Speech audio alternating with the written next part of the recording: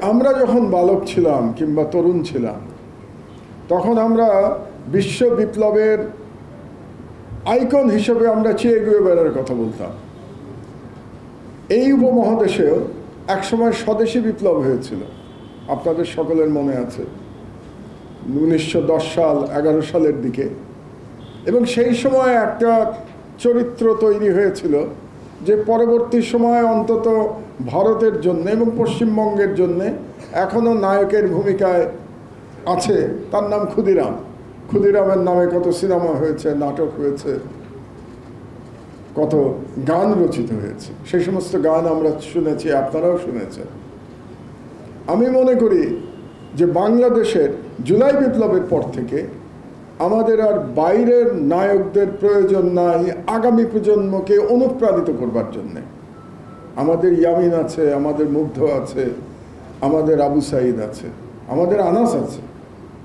আপনারা চিন্তা করে দেখুন, ক্ষুদিরামের জন্য গান অন্য একজনকে রচনা করতে হয়েছিল, কোনো এক কবিকে রচনা করতে হয়েছিল।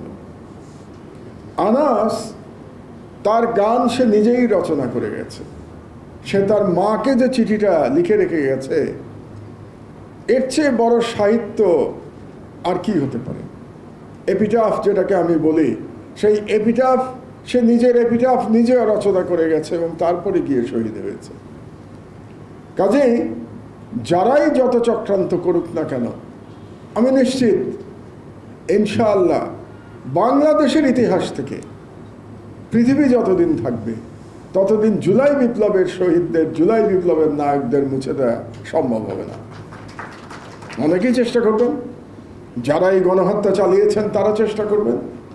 আপনি চিন্তা করে দেখুন, যারা গণহত্যা চালিয়েছে তারা কেমন দল ছিল, কি ধরনের দানব ছিল, যে সেই দলের সমর্থক তথাকথিত বুদ্ধিজীবীদের, সেই দলের সমর্থক তথাকথিত সাংবাদিকদের, সম্পাদকদের কাউকে এখন পর্যন্ত আমরা অনুশোচনা প্রকাশ করতে দেখি নাই।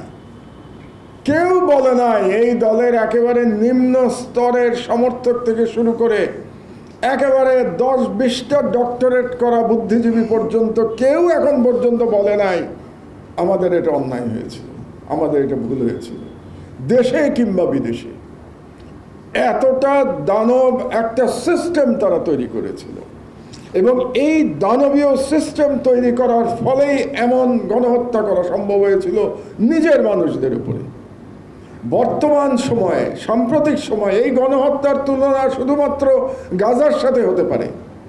প্রতিদিন গাজায় 100 জন করে নারী, শিশু, পুরুষকে হত্যা করা হচ্ছে, কিন্তু সেখানে কারা হত্যা করছে?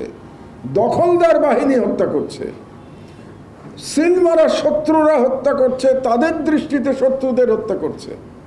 আর বাংলাদেশে ওই সময়টাতে 36 দিনের মধ্যে যে পিরিয়ডের মধ্যে গণহত্যা চালানো হয়েছে, ওই পিরিয়ডেও তো প্রতিদিন 100 জনকে হত্যা করা হয়েছে। কাদেরকে হত্যা করেছে?